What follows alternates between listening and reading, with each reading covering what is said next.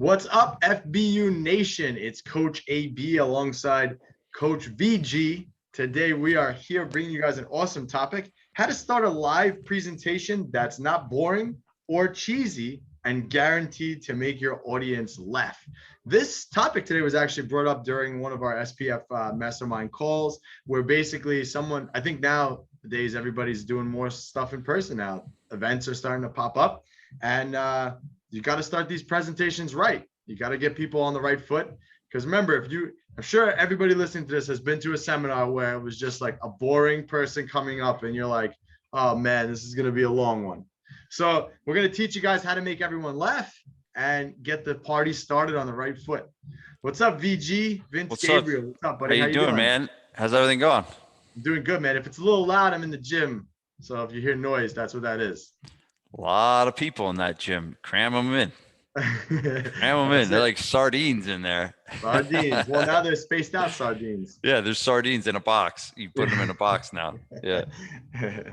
So yeah, I think this is going to be a cool topic because I think when you hear the word presentation, you think of like live and in person, but I think that this could, if you're doing anything still via Zoom, I think this could all apply too, because it's just about engaging people right off the bat to whatever you're going to talk about. Yeah, and I think that I've been seeing a lot more live events popping up. People in the fitness industry doing a live event. We scheduled our next live event. Actually, our mastermind meeting will be live in July, but we're doing a 3-day seminar in December for gym owners called Fitness Business Mastery for Gym Owners. That's on in December 4th and 5th, 3rd, 4th, 5th, something like that. So I just say, I mean, as you said, we got the question on it. So I think people are starting to do more live events. And I think that, speaking is such a great way to build your authority, right? It's probably the most effective way to build authority, right? Is actually to speak, and one to many is probably going to be the most beneficial use of your time. One person speaking to many people versus like one-on-one, but they're all speaking engagements, right? And I think a lot of people, I think there is statistics on this. I don't know what they are, but there are statistics about the phobia of speaking, and that like more people are afraid of speaking in public than death, which I find like, I'm way more afraid of dying than I am of getting in front of an audience. But I think it's like the fear of being judged, right? Because that's what it is. It's essentially, you go up in front of people and your ego and your feelings are hurt if, there's people in the audience that are, saying this guy's a moron and doesn't know what he's talking about, right? And I will say this, I don't claim to be funny, right? I'm not. I would say I'm not funny, right? But the reality, once in a while, you have a couple of one-liners, man, that get me every once in a while. Yeah, and so it's been only 4 years, so I have a couple things that I've said in 4 years that have made you laugh. So I guess I'm doing well with that one. But I can't imagine being a comedian and having someone heckle you like while you're doing your act. Like that has to be like the worst thing ever. And I'm speaking in front of many audiences and never had anyone remotely heckle me. I did have one guy ask me, I was doing a presentation for a church once, and I was talking about I was talking about health stuff, and I said you should put lemon in your water. Just like simple fitness tip, right?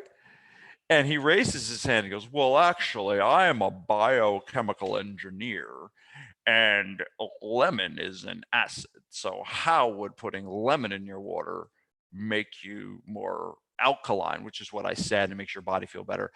And I did not know the answer to that, right? I did not at the time. I know the answer now, kind of. I probably forgot it, but I did not have. It's like, I was like, I don't know. That's actually like, I don't remember like what I said. But what an asshole!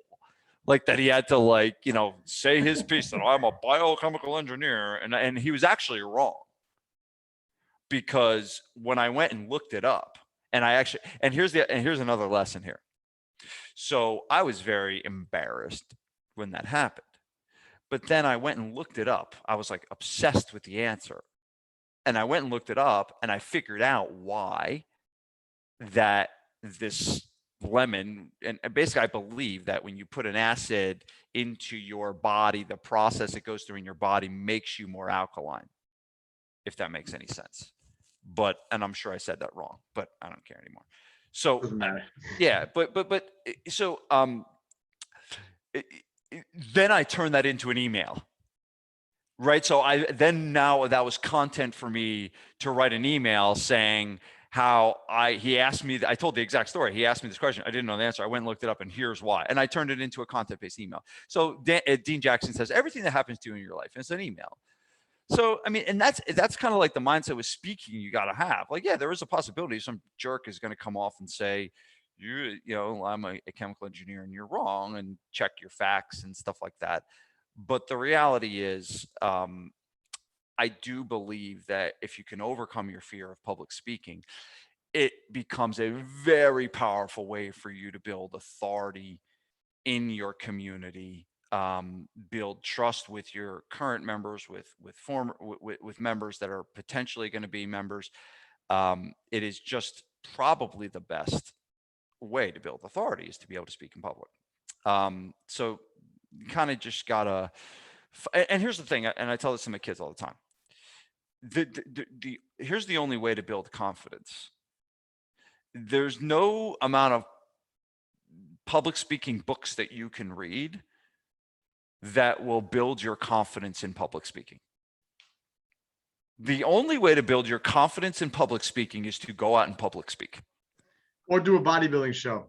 Try being on stage in just a bikini and little banana hammocks and having yourself judged by people. You get over that real quick. That is true. That is true. Yes. So bodybuilding is another one. But anyway, so I'm like, you just got to do it. If you want to build your confidence in anything, you just go do it. You don't do it well, right? You fail, you make mistakes. Maybe you get heckled by the biochemical engineer, right? But then you build your confidence. It's like, how does my daughter there's no way she gets better at soccer unless she goes out and she tries to play soccer. Or so just put yourself in there. So that's the first thing is if you want to get better at public speaking, just do it more. Agreed. And you can practice that too. Like you don't have to necessarily go out and, find a huge audience to talk to. True. Just pick up your phone and practice and start talking, start filming videos of yourself. I mean, that's how you build the confidence, just to get in there and do it, just repetition. And I actually read a book. I don't remember the name of it. It was a while ago. It was probably like 2017 that I read this book, but it was about how comics actually craft their skits. I forget the name of the book. I really wish. It was a really good book actually.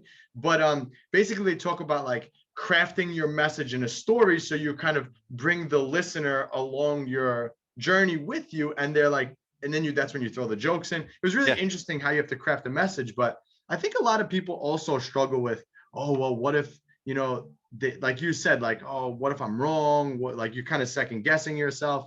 And one of the things I always tell people is it doesn't matter what level of experience you have. If somebody's coming to hear what you have to say, it means you have more experience than them. That's a great point. You have more knowledge than them in that one thing. It doesn't necessarily mean that you're smarter than them or not, but it just matters, in this particular field, if you're doing a nutrition seminar, more than the people who are sitting in there because you're the expert automatically. Like that's a beautiful point, AB. Yes, you're right. If you take that mindset and you say, I know 10% more than everyone sitting in this audience, you'll be fine. That's actually an excellent point. Okay, so the first thing I want to talk about before we even really get into the tips and stuff like that, this was taught to me by Tony Robbins. And when I started speaking, it's funny when I really think about my first public speaking gigs, it wasn't technically public speaking. It was coaching. It was coaching football teams and coaching strength and conditioning. So when I was in San Diego, I used to be the strength coach for football teams. So running a warm up for 100 football players is public speaking. You're getting in front of 100 people and you're saying, all right, 20 jumping jacks, go. It's public speaking. It's a little different, right? But so you got to understand, as a trainer, as a personal trainer listening to this, you probably have more public speaking experience than you think. Because when you think about it, every time you run a group class and you got the stopwatch on and you're like, go, stop, you're public speaking, you're addressing an audience. So don't lose sight of the experience that you already have. But my first real speaking engagements were when I first opened the gym, and I was doing talks for ACL rehab, ACL injury prevention for youth athletes, right? And I partnered with a doctor, which was a little nerve wracking when I did that. I partnered with a doctor, and getting on stage with a doctor, even though the doctors always are terrible at public speaking. But it's still like you're on stage with a doctor. It's a little intimidating. And I learned this from Tony Robbins, and to take the focus off of how are you going to do when you get up there, and shift it towards how can you add value to the people in the seats. And what I used to do is I used to go through this visualization process of the people that I was speaking to. And I was speaking to the parents, and I was speaking to the athletes, and I would visualize the athletes going through the pain of an ACL surgery and going through the 9 months of rehab and all the different things they had to do, and icing the knee, and the TKEs and all the stuff that they had to do. And I visualized the pain, and then I would visualize them not having to do that, right? Then I would visualize their life of, hey, they never had this injury, and they were able to go off and get a scholarship and have a successful athletic career, right?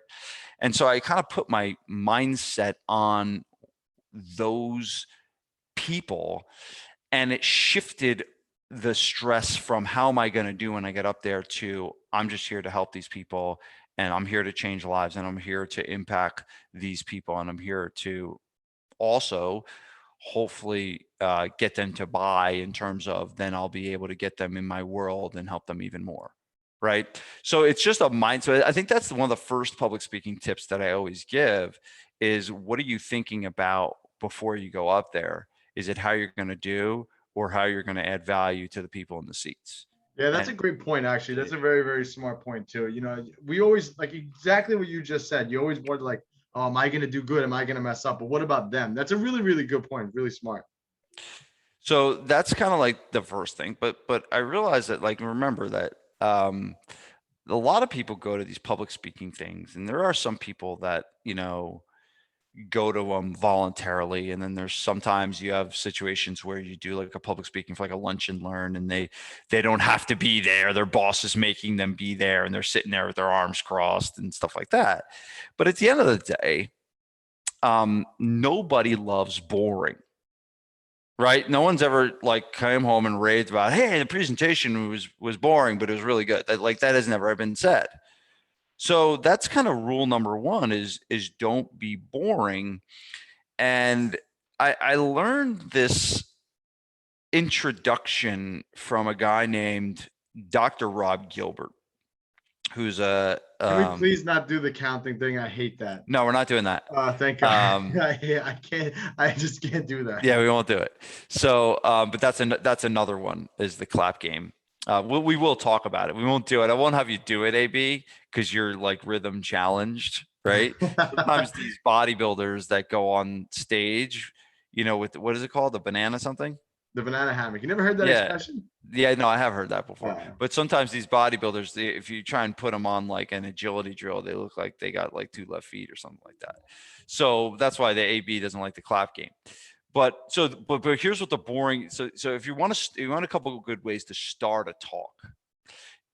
Now this might sound weird, right? I just said don't be boring, but the first thing you'll do, and I learned this from Dr. Rob Gilbert, the first thing you do is act like you are boring. and you exaggerate the hell out of it. Meaning you go up on stage, you're like, hey, my name's Vince Gabriele. I'm here to talk to you about the fitness industry and gyms, and you start like you're like super boring, and you exaggerate it to the, you start seeing people squirming in the audience, and all of a sudden you're like, you bust out of it, and you're like, how much longer can you stand me talking like this? And the audience immediately, and I am undefeated on this in terms of, now I will say that it's very risky. It's very risky to do because it can come across as if you get like, but I did this in front of an audience of 400. I did the keynote talk at a middle school, and I I had 20 minutes, and I started with this boring introduction, and literally I got an ovation right after the introduction, because when I busted out of it, they were like so happy and excited. It was like, it was one of the coolest public speaking moments I've ever had.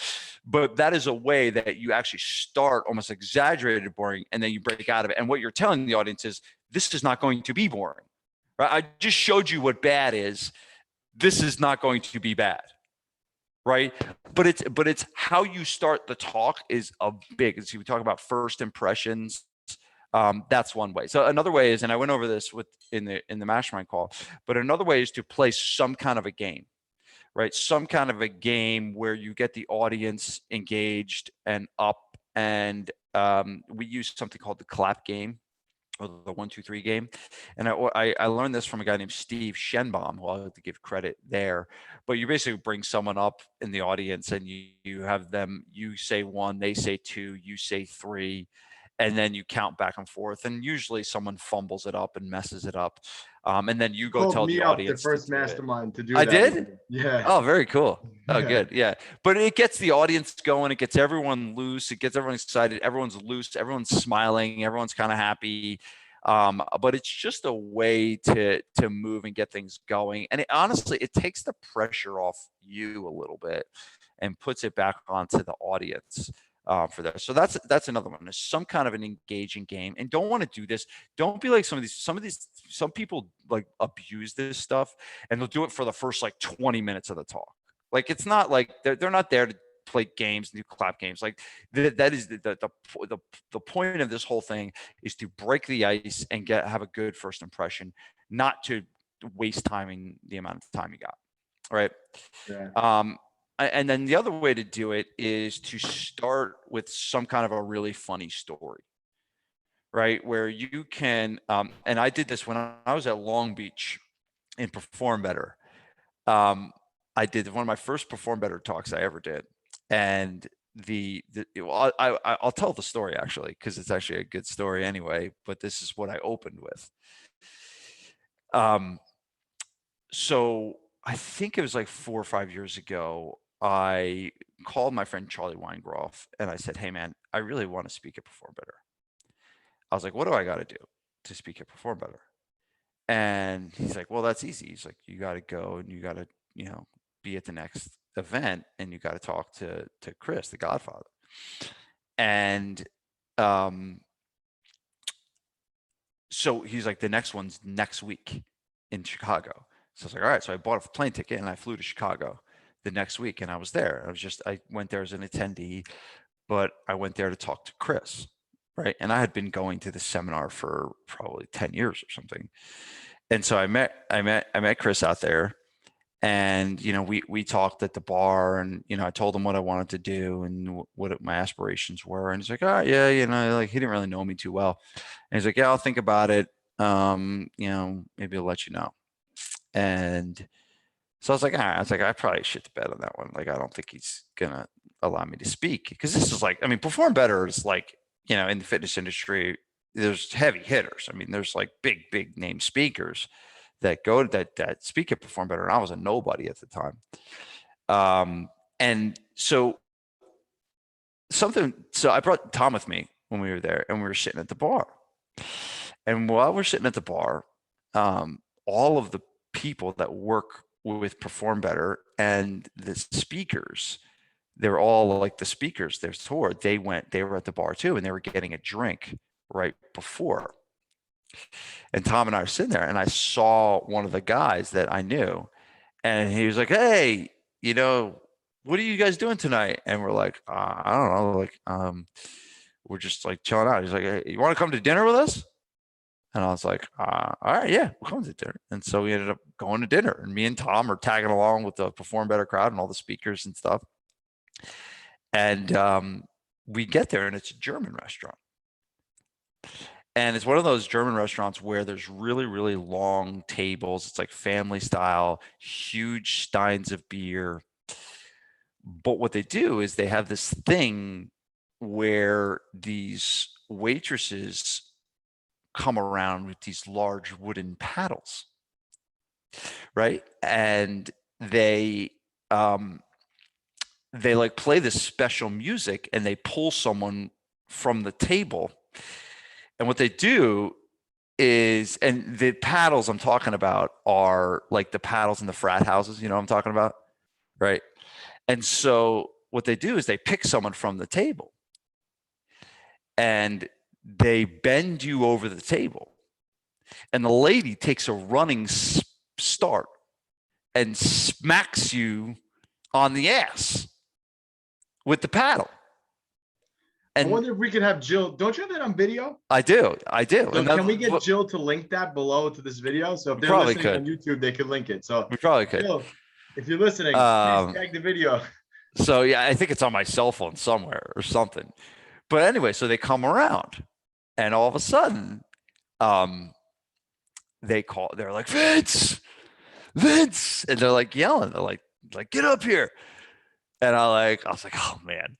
And they're whacking people. Like they're like whacking people.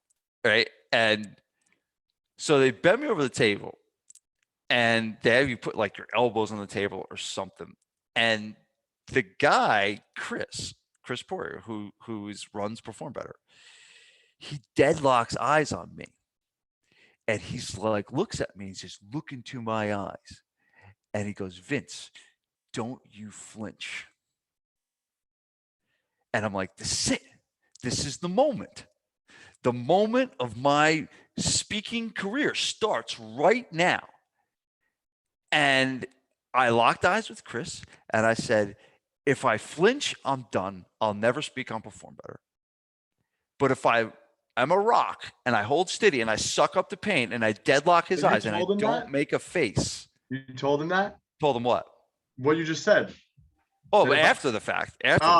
This is like what's going through my mind, right? What's going through my mind is I can't flinch. I got to show this guy that I'm tough, and I'm going to show up, and I'm going to be good. It's a very stupid thing, but like I'm sure I would have spoken even if I did flinch.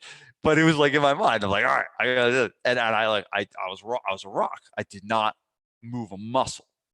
And it was all the mindset of this guy's watching me, and he wants to know that I'm going to show up and be a gamer.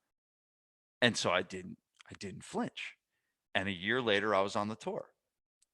And so that was my opening story at Perform Better. And then I flashed to showing the video.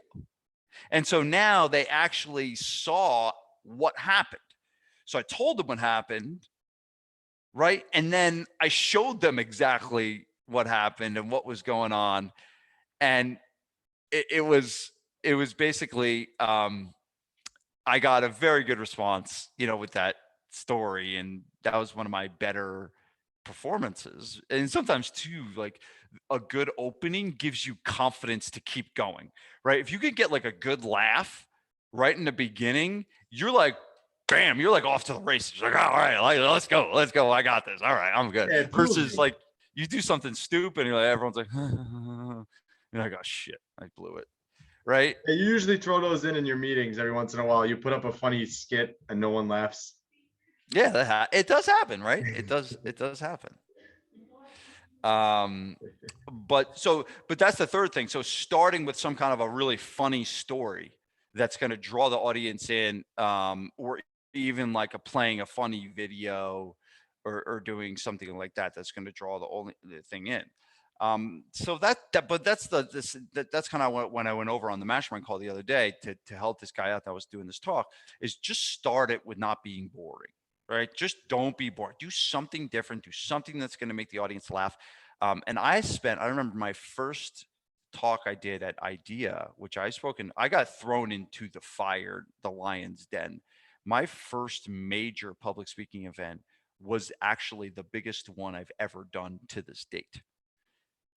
I spoke at the IDEA World Club and Studio Summit, and it's like there was probably like 800 people in the audience, and all like brick and mortar gym owners, all people that were like the higher end gym owners and business owners.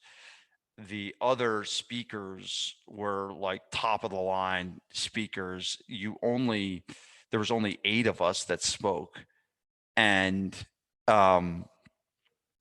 like there was probably like 300 people that applied, and I didn't even apply. The person putting it together picked me because I knew them. I got like lucky, right?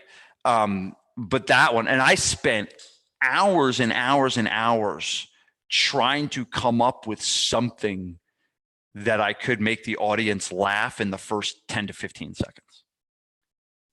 Right. And so I think that's an important thing. It's like, what can you do right away that's going to make them feel good about what they're about to hear, right? I did the same thing at I spoke at the Chamber of Commerce meeting right before COVID, doing when they were still doing the meetings or whatever.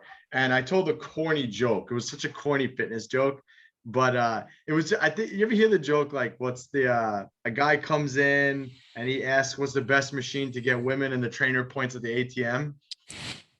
So I asked that question. I told him that little story, and I said, "Was the guy came in? He really wants to like impress women, so he asked me what machine he should use. So what machine do you think I told him?" So I went around, and everybody's like, "This is boring. I don't know anything about the gym. It's the Chamber of Commerce. All these old lawyers." So when I said the ATM, everybody was cracking up laughing. That's but great. It's something stupid, something little like that to spark the thing. It really does make a huge difference. Yeah. And then you got to be bulletproof. If you don't get a laugh, you just got to be able to keep on going, because the wheels can fall off. A couple things to end on.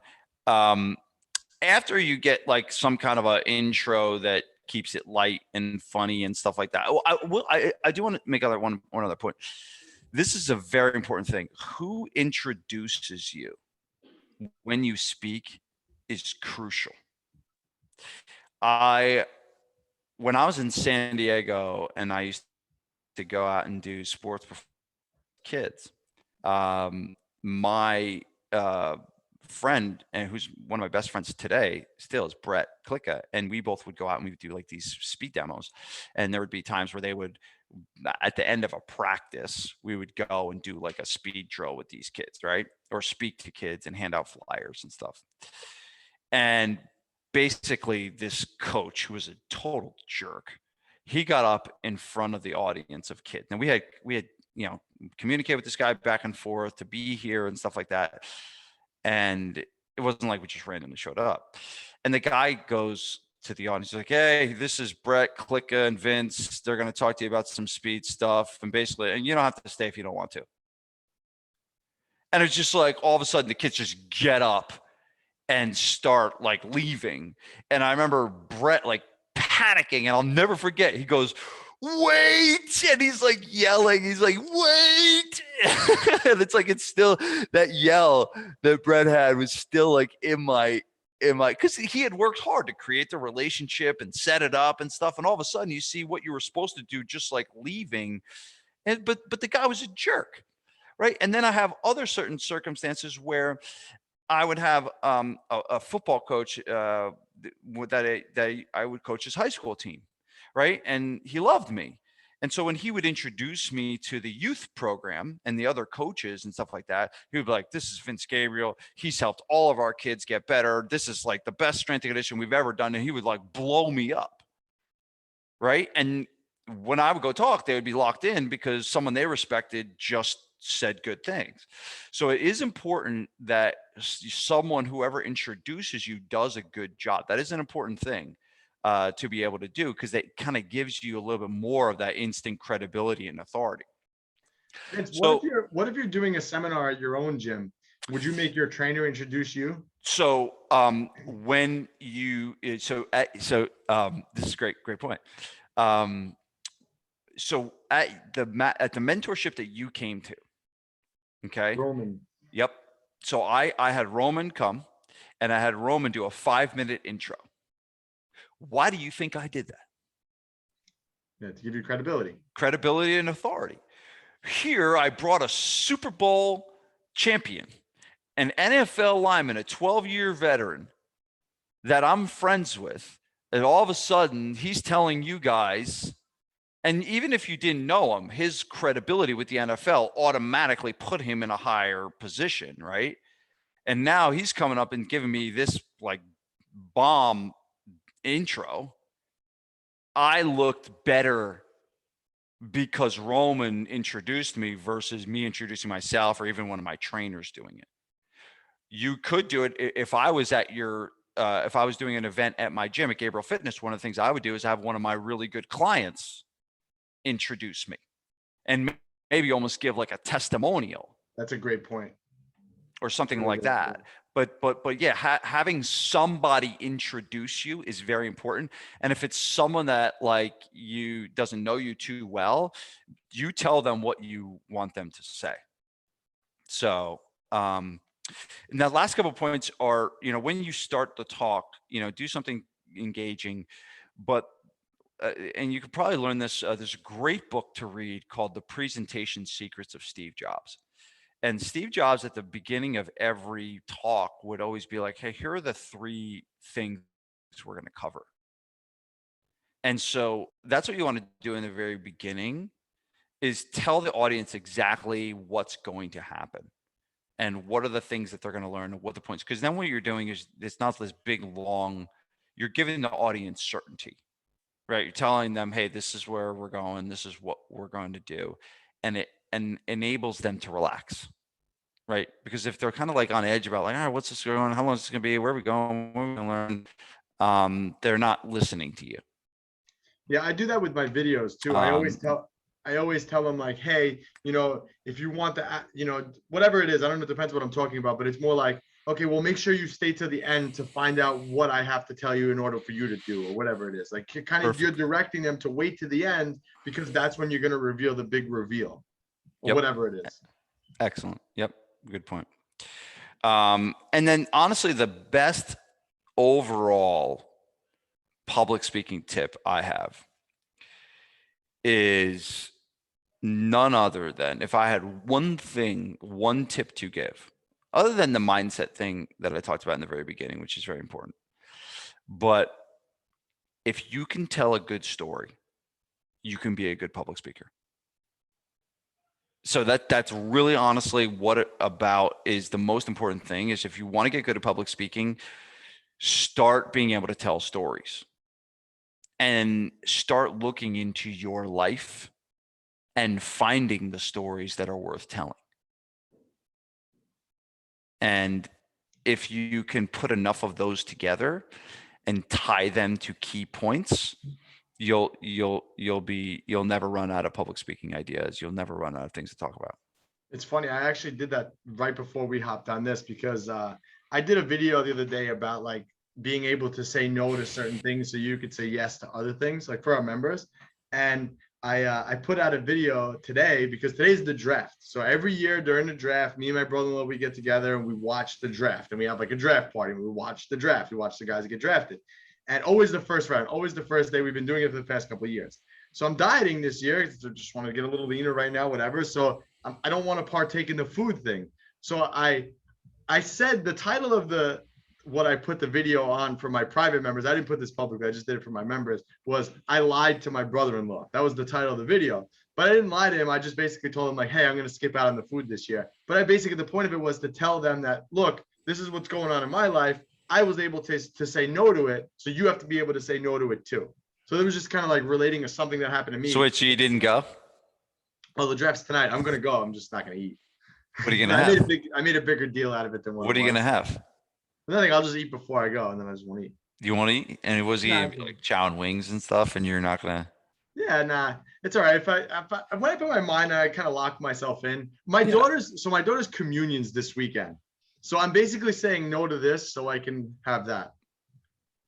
So you can eat at the communion? Yeah, so I'll kind of like save some of those calories, Oh and then I'll yeah. have like Saturday Yeah. be the day. Yeah. You can't not have meatballs, right?